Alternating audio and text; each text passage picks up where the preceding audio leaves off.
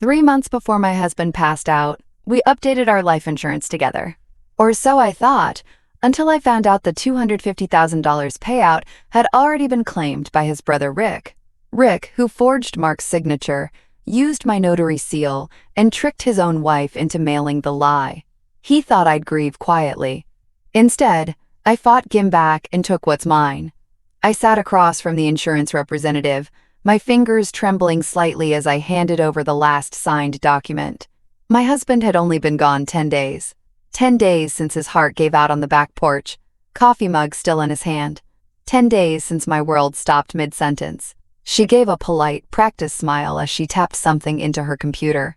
"Just a moment while I check the beneficiary status for the payout," she said. I nodded numbly. I'd handled all of it. His will, the arrangements, even the eulogy, on my own. And now this. The life insurance we updated together just 6 months ago. The safety net he made sure I'd have. I knew what to expect. Except, I didn't. The click of her keyboard slowed. Her eyes narrowed slightly, a frown tightening her mouth. "I'm sorry, Mrs. Lane. It says the claim has already been processed." I blinked. "What?" She double-checked. "Yes, the system shows it was filed and paid 5 days ago.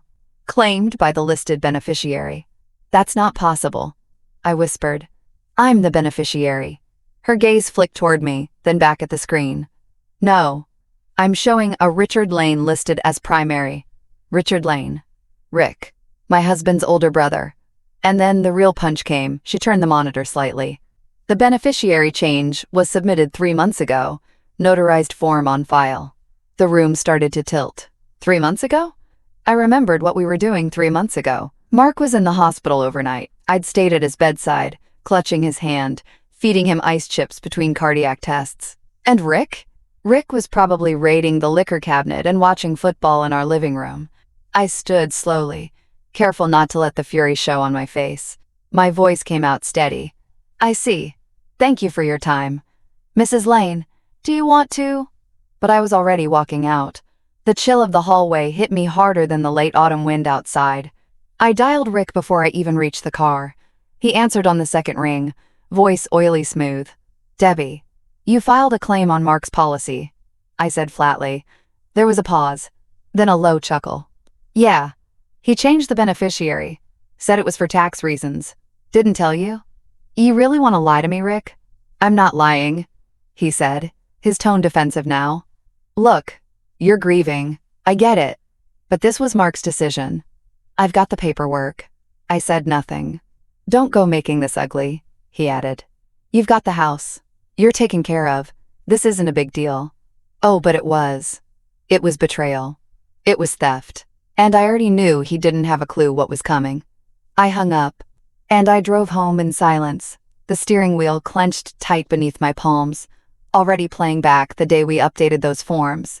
We did it together. I notarized the originals myself at the UPS store. We mailed them certified. Mark even joked about the morbid paperwork as he kissed me in the parking lot. Rick's name? It was never on those forms, which meant only one thing. Rick had forged the beneficiary change. And somewhere in my quiet, ordered life, I had the evidence to prove it. My hands were still shaking, but not from grief anymore, from focus, from rage, from purpose. This wasn't over. Not by a long shot. Next part coming soon. I knew Rick was lying, but how could I prove it without tipping him off? I didn't sleep that night. The house was too quiet, too still. Mark's old flannel robe was still hanging behind the bedroom door, and his coffee mug sat in the sink, stained from that last morning. I curled up on the couch with a blanket and turned the TV on low, letting the glow flicker across the dark room while my mind spun. I knew Rick was lying. What I didn't know, yet, was how he'd done it, how he'd changed the paperwork, and more importantly, how I could prove it without alerting him. If I came at him too fast, too loud, he'd just lawyer up, play dumb, claim confusion, or worse, hide the real documents before I could get to them. I needed to be smarter. Luckily, smart was something I was. Before I started working as an elementary school secretary, I used to be a notary. It was part of my side work during the years Mark went back to school. I kept logs, neat, meticulous logs, every page dated, signed, and cross-referenced. If Rick forged a notary seal, he'd messed up. Somewhere. That gave me something to work with. The next morning, I called Nina. She picked up on the second ring, her voice still gravelly from sleep. "Debs, I need a favor," I said, pacing the length of the kitchen floor. "You still have that graphic software you use for signature overlays?" "Yeah, why?" I hesitated. Rick claimed Mark changed his life insurance beneficiary. Says there's a notarized form. Nina let out a slow whistle. "You're kidding." "I wish I was." "I think he forged it." Silence. Then, "I'm in. Whatever you need." I didn't cry. Not then. But something in me softened at her loyalty. By that afternoon, I had an old banker's box open on the living room floor, filled with every document from the year Mark was sick. Hospital bills, pharmacy receipts, notary logs. And then I found it. An old spiral-bound notary record book, the one I kept even after I let my license lapse. Flipping to the back, my eyes locked on the week Rick claimed the form had been notarized, a huge red flag. Because that entire week, I was in Georgia. I remembered clearly. I'd flown out to be with my sister during her surgery. I had the flight confirmation, the airport receipts, even a photo of me holding a get-well-soon balloon in her hospital room. And right there, printed neatly in black ink, was my last official notary log entry, dated 4 days before Rick said the change form was signed. Bingo. Now, if the document he submitted really had my stamp on it, it wasn't just fraud. It was felony-level forgery. But I wasn't ready to go to the police yet. Not until I'd seen the actual copy. I needed to know exactly how he faked it, so I made a call to Pastor Jim. He and Mark had been close, fishing buddies since childhood. Rick, on the other hand, well, Jim once told me Rick reminded him of a bad sermon, long-winded and full of lies. We met the next morning at the church office. The stained glass cast fractured colors across the old wooden floor as I explained everything in a low, measured voice. Jim looked troubled. "You think Rick forged your husband's signature?" "I know he did."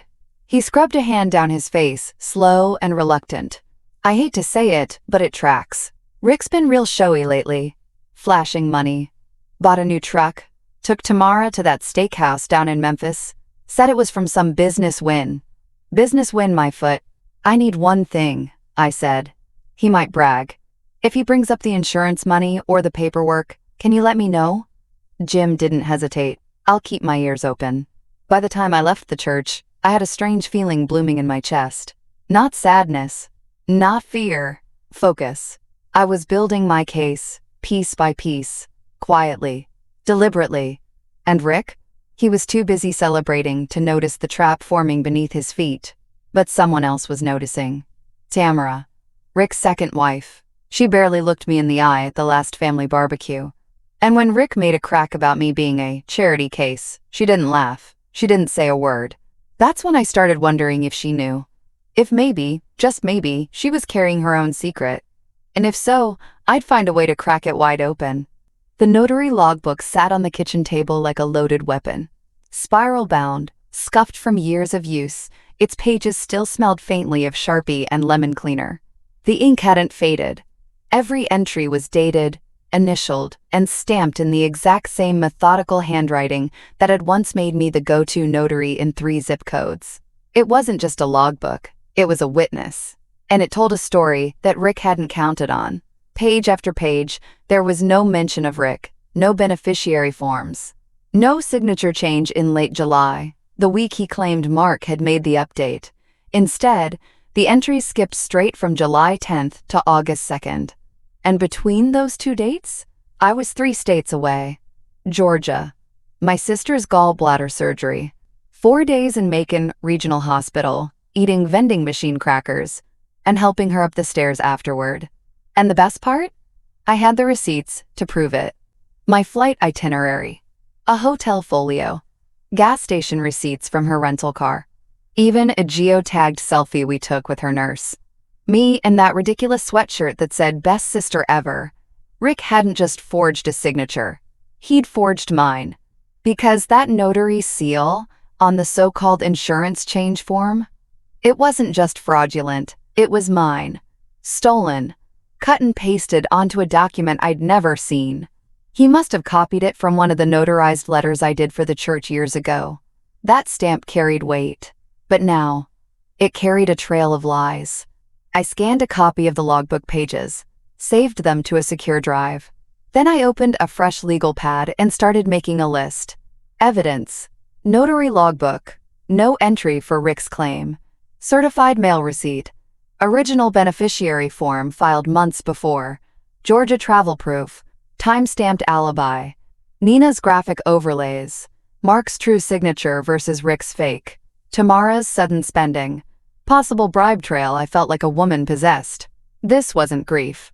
Not anymore. This was justice, waking up in me like a sleeping dog that finally smelled blood.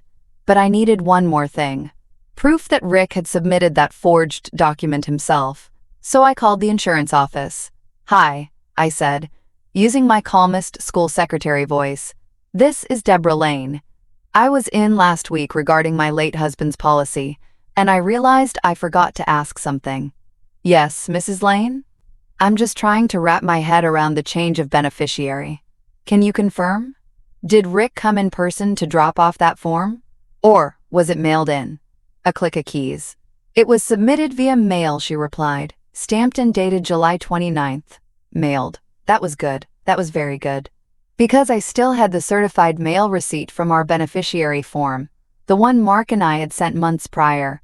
A different postmark, a different date. My form was real. Rick's was forged.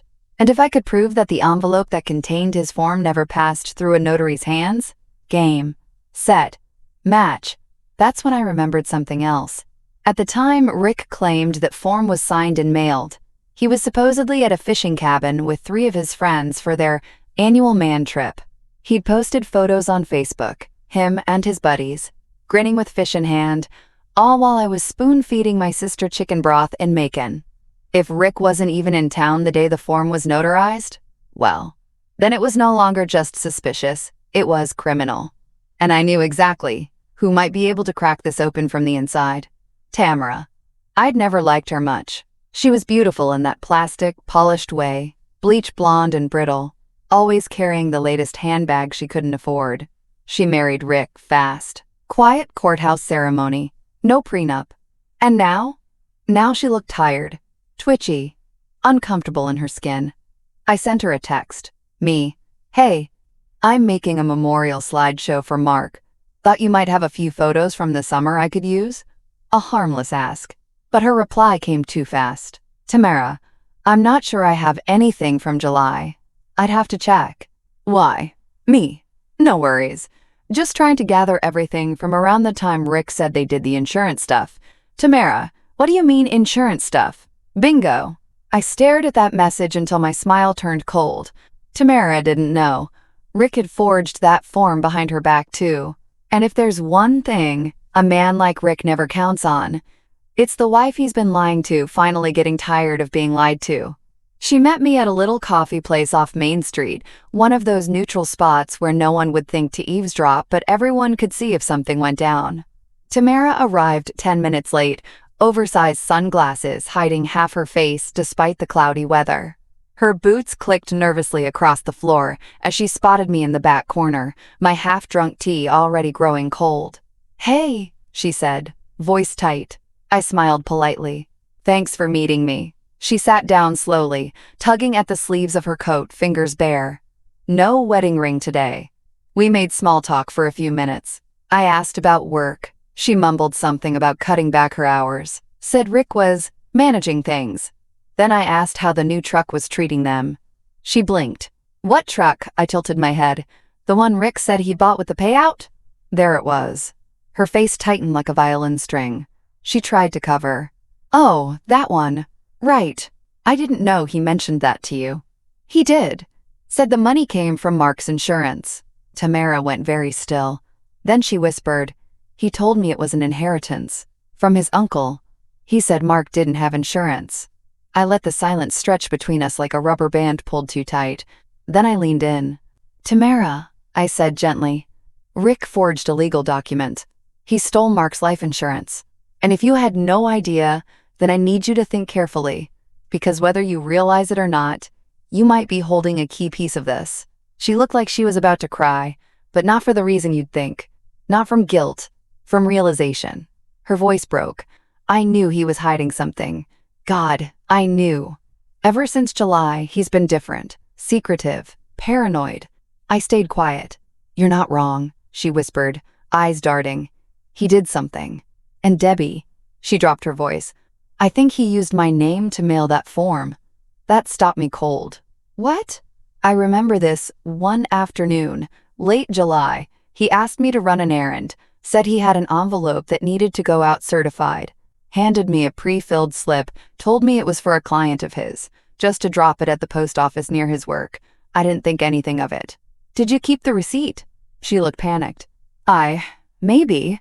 I keep everything in a junk drawer at the condo. I can check."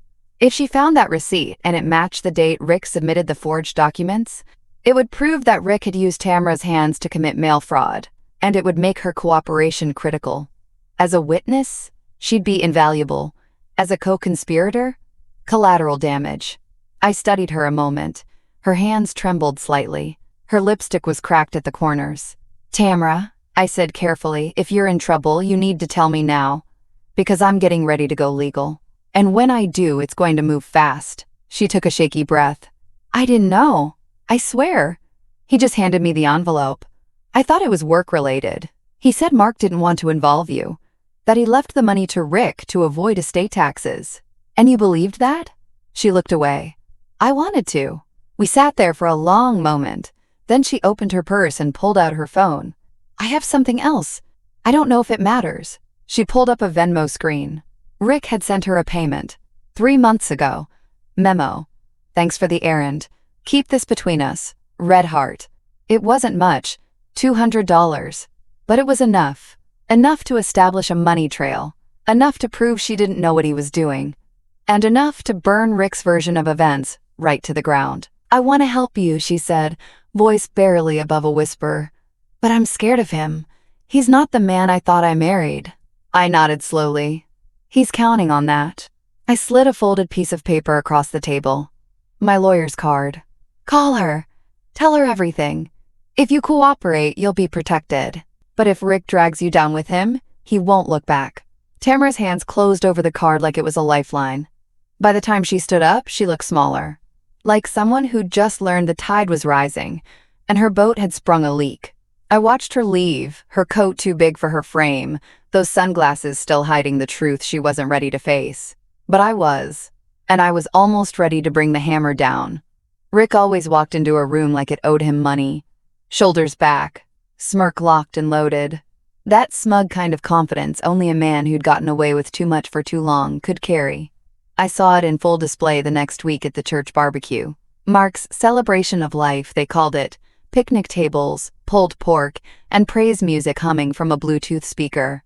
Rick showed up in a starched button-down and new boots, the kind that still had the store shine. He shook hands too loud, laughed too big, and held court like he was the grieving next of kin instead of the guy who'd raided the vault while the widow was still picking out a headstone. He swaggered over to me near the lemonade cooler. "You doing okay?" he asked, eyes glinting. I gave him a cool smile. "Getting there." He nodded solemnly. "Well, you know Mark wanted me to have that money. Said I'd make better decisions with it." I tilted my head. "Interesting, because last I checked, Mark still couldn't trust you to bring the right potato salad." Rick's smirk twitched. He glanced around to make sure no one was within earshot. "Listen," he said, voice dropping. "Let's not make this ugly, Deb. You've got the house. Let me have the rest. No point dragging this through court." "Who said anything about court?" I asked sweetly. He blinked, suspicious now. "I just figured, you know." I stepped forward, voice low and syrupy. "Let me ask you something, Rick. Who notarized the form?" He froze, just for a second. But I saw it. That flicker. He recovered with a shrug. "It was one of Mark's friends, I think. Some guy from the gym." "Really?" I said, letting the smile fade. "Because the stamp on that document. It's mine." His jaw twitched. "And on the day it was supposedly notarized," I added. "I was 3 states away. I've got the boarding pass, time-stamped photos, and a notary logbook that hasn't seen your name once." He opened his mouth, but I cut him off. And you really should have thought twice before using Tamara to mail it. She's already talked. Venmo doesn't lie, Rick. His face lost its color. I leaned in, voice a whisper now. You forged a dead man's signature. Faked a notary seal. That's fraud. That's prison. And you used your wife as an accomplice. He tried to puff up again. You can't prove anything. I can, I said calmly. And I will. But I'm not giving you the satisfaction of a warning shot. I'm giving you a countdown. He laughed, nervous, breathy. You don't have the guts. I smiled wide. Rick, I'm not grieving anymore. I'm focused. And I've got nothing left to lose. He tried to say something else, but Pastor Jim appeared at my side. Everything all right here? He asked, sharp-eyed. Perfect, I said. Rick was just giving me some helpful clarification. Rick walked off stiffly, his smirk gone, his back tight. Pastor Jim waited until he was out of earshot. He doesn't know, does he? No, I murmured. But he's about to find out. Because, while Rick was tossing cash around like Monopoly money, I had been busy laying the groundwork. Tamara's confession? Recorded. The Venmo transfer? Screenshot. The notary stamp? Verified by a forensic analyst Nina called in as a favor. The insurance company? Already flagged the beneficiary file as under dispute. And I'd done it all without breaking a sweat. Rick thought he was untouchable. But he'd made one critical mistake. He assumed I'd just fold. What he didn't realize was that while he'd been busy forging signatures, I'd been writing the ending. I scheduled the meeting for a Thursday night. Technically, it was about memorial fund allocation oversight. A mouthful of church speak meant to sound boring enough to keep gossip at bay, but serious enough to get the right people in the room. We met in the fellowship hall. Beige carpet, folding chairs, stale coffee, and a plate of leftover lemon bars. Nothing about it screamed confrontation, which is exactly what I wanted. Rick showed up 15 minutes late, wearing a sport coat over a t-shirt with the word Patriot stretched across the front. He gave a loud, theatrical, "Hey everybody," like he was hosting a game show. I didn't even look up, just kept my face neutral as I passed out the handouts. Each one had a simple title. Memorial Fund Summary, August-October. A breakdown of donations in Mark's name. Every cent accounted for, except the part Rick had reallocated.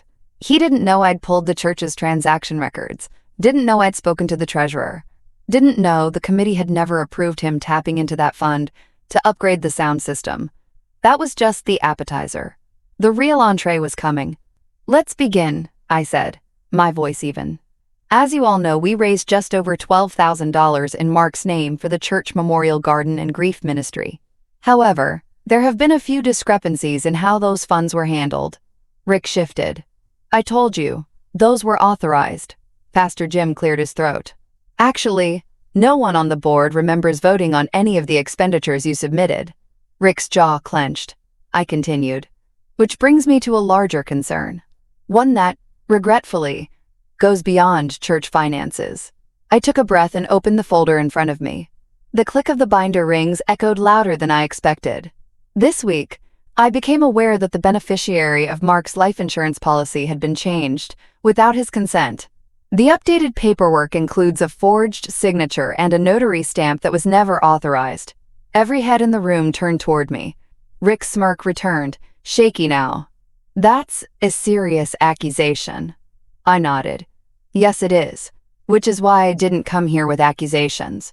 I tapped the folder. I came with evidence. Pastor Jim reached for the copy in front of him, frowning as he flipped pages. First, a side-by-side of Mark's real signature, and the forged one. Next, the notary logbook pages, with my absence from the state clearly documented. Then, the Venmo payment from Rick to Tamara, time-stamped just after the forged form was mailed. And finally, the pièce de résistance, an audio file. I pressed play on the small recorder I'd hidden beneath the folder flap. Tamara's voice crackled to life. He told me to mail it. I didn't know what it was. He said Mark didn't want Debbie involved. I believed him. God, I believed him. The room went dead silent. You could have heard a pin drop between the folding chairs. Rick stood abruptly. This is a setup. She's lying. She's just bitter. She's unstable. I looked up, eyes locked on his. She's scared. And she was used. Just like Mark. Just like this church. He pointed a shaking finger at me. You think you're so clever. But this won't hold up. I stood too. Slowly. It doesn't have to hold up here, I said, calm as ever. Because the insurance company's already flagged the policy. And my lawyer? She's filing a fraud complaint in the morning. Rick's face flushed scarlet. Pastor Jim cleared his throat, voice shaking slightly. Rick, we'll need to suspend your access to the Memorial Fund accounts, effective immediately. Rick opened his mouth, but before he could say a word, Tamara stepped into the room. She'd been standing just outside the door. I texted her 5 minutes before I pressed play. She looked pale, but solid. Her hands didn't shake this time. I'm filing for divorce, she said, loud enough for the whole room. And I'll testify. He lied to everyone. Rick turned toward her, stunned. Tammy, she flinched. Don't. The room was still. So I ended it simply. Meeting adjourned. It didn't take long after the meeting. By Monday morning, my lawyer had filed a formal complaint with the State Insurance Fraud Division and attached every shred of documentation. The forged signature, the notary discrepancy, the Venmo memo, the audio recording. It was a digital paper trail so clean it practically gift-wrapped Rick in handcuffs. The call came less than 48 hours later. Debbie? My attorney Lydia said calmly. They picked him up this morning at his shop. He didn't resist, but let's just say he wasn't quiet about it. I didn't smile. Not yet. Because part of me still couldn't believe how far he'd gone. How low he'd stooped. To steal from his own dead brother. To manipulate Tamara. To try to gaslight me into silence. But now, the law was catching up. The fraud investigators had confirmed everything we suspected. The notary stamp Rick used. An exact digital replica, cloned from an old letter I'd notarized for him years ago, cropped and pasted right onto the form. He didn't even bother to change the font. Worse, the envelope he mailed it in? Tracked back to Tamara's post office errand, the exact date lining up with his fishing trip alibi. Her name on the certified mail receipt. A tiny paper betrayal turned state-level evidence. By the end of the week, Rick was charged with multiple counts of insurance fraud, forgery, and falsifying a legal document. His bail was set at $25,000. He couldn't pay it. Tamara had already frozen their joint accounts and filed for divorce. She told me over the phone. Her voice was stronger than I expected. I found more, she said. Loan statements I never saw. Credit cards in my name I didn't apply for. He's been drowning in debt for a year. I exhaled. I'm sorry. She was quiet for a moment. I'm not. I thought I'd feel guilty for turning on him. But now I just feel free. Rick's truck, leased in Tamara's name, was repossessed 2 days after the arrest. His boat? Sold off under court order. The steakhouse gift cards he bought to impress people? Never even paid in full. Charged to a maxed-out card he'd tried to hide from Tamara. The man had built a castle of lies, and now every rotten brick was collapsing. And me? I wasn't done yet. Lydia filed a civil suit on my behalf for damages, legal fees, and recovery of the full policy amount, with interest. We included defamation, emotional distress, and unlawful impersonation. Let's make sure this doesn't just sting, Lydia said, as she slid the documents across the table. Let's make sure he remembers it. I nodded. Every time he sees a notary stamp. The local paper picked up the story a week later, just a short column in the Metro section, sandwiched between a zoning update and a dog rescue fundraiser. Local man charged in forged life insurance claim after brother's death. No names, no photos. But everyone knew. You could feel it in the quiet glances at the grocery store, the awkward silence when his name came up in town. His reputation, once inflated by ego and stolen sympathy, had deflated like a cheap balloon. Pastor Jim called that Sunday. We added an accountability policy for all church funds, he told me. And just so you know, no one blames you. Most folks are just glad you said something. Wish they had too. I thanked him, then hung up and went back to sorting the last of Mark's paperwork. There was still grief. Of course there was. But it no longer came with bitterness. Just memory. And behind it, something quieter and stronger. Peace. The fluorescent lights hummed overhead just like before. Same insurance office. Same beige walls. Same receptionist with the soft voice and the silver reading glasses. But this time, I wasn't trembling. I wasn't alone. Eli stood beside me in a button-down shirt he barely tolerated, shoulders squared, eyes sharp, 19 years old, and already taller than his father ever was. He didn't say much on the drive over, but when I parked and cut the engine, he turned to me and said quietly, "Let's get what's ours." I'd raised a good one. The receptionist looked up, startled for a moment, recognizing me. "Mrs. Lane," she said quickly, standing. We heard about the case. I'm so sorry for what you've been through." I gave her a small smile. "Thank you. I'm here to file the amended beneficiary claim, with the original, notarized documents this time." She nodded, gesturing us to sit while she retrieved a supervisor. A few minutes later, we were led into the same small conference room where I'd been blindsided weeks earlier. But this time, I walked in with a folder of authenticated documents, forensic analysis, sworn affidavits, and my son at my side. The woman reviewing the file wore a neat suit and carried herself like someone who didn't have time for nonsense. Good. I was fresh out of it. "These forms," I began, sliding them across the desk, "were signed by Mark Lane and notarized in April of this year. Witnessed, certified, and submitted by certified mail. I have the USPS receipt as well." She opened the folder, scanned the contents, then looked up. "This is clean," she said. "Very clean." "I had to make sure," I replied, voice steady. "The previous claim was submitted under false pretenses. That's already being handled in court," she nodded. "We've flagged the prior disbursement as fraudulent. A stop was placed on all remaining funds. The updated documents clear the way for proper release." I felt Eli shift beside me. I reached over, rested a hand on his knee. Then she asked the question I'd waited to hear. "Would you like the full benefit issued by check or direct deposit?" I blinked. It hit me all at once. Not just the money, but what it meant. Mark had tried to take care of us. He had done the right thing. And now, finally, that truth was being honored. "Check, please," I said, coming right up. Eli looked at me then. Eyes misty, chin tight. He didn't cry. Neither did I. But we didn't need to. We'd already walked through the fire. As we left the office, check in hand, Eli pulled the door open and waited for me to step through. "You okay?" he asked. "I am now," I said. He smirked. "I hope Uncle Rick finds out about this." "Oh," I replied, "he will." Because what Rick didn't know was that while I'd been fighting for what Mark left us, he'd signed away the last bit of control he had. I had one sock in my hand and a basket full of towels on the bed when the phone lit up with an unknown number. I don't usually answer those, but something in me said, "Go ahead." "Hello?" There was a pause. Then that familiar voice, slippery as an oil slick. "Debbie." I didn't say anything. "You've made your point," Rick said, with a fake calm he couldn't quite hold together. "But I talked to a friend, and they said, if you cash that check before the court finalizes the civil stuff, you might forfeit your claims. You really want to risk that?" I almost laughed. The audacity of a man behind bars, out on bail thanks to a desperate loan from his cousin, trying to warn me about money. I took a breath, walked over to the window, and looked out at the backyard.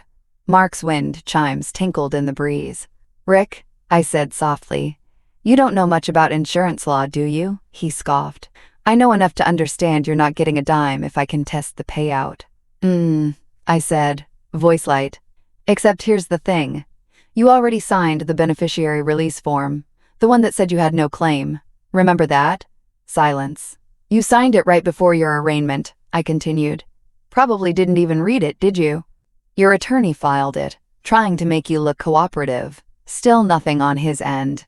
Just breathing. That release? It waived your claim to the funds in full.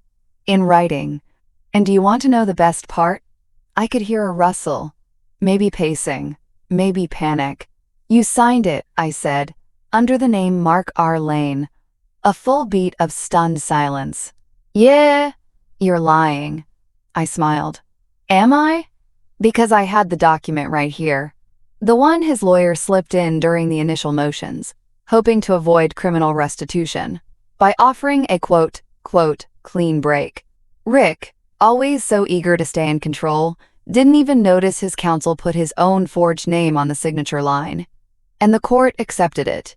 Because, legally, if that's the name you claim on financial documents, you're responsible for it. Insurance already dispersed the check, I said, folding the sock slowly. And I already cashed it. Yesterday. You can't do that. I did. I could almost hear the wheels falling off in his head. The unraveling. You forged my husband's name. You faked my notary seal. You used your wife to mail it. And then? You signed away your rights, under a fake name you made up. Debbie, I don't need anything else from you, Rick. Not a penny. Not a call. Not a breath. And then I ended it the way I'd always wanted to. You may have stolen his signature, I said, voice cool and clear. But I got his truth. I hung up. My heart was pounding. But steady. It was over. And he'd never see another dime. Not because I took it from him, but because he handed it over himself, under his own fake name.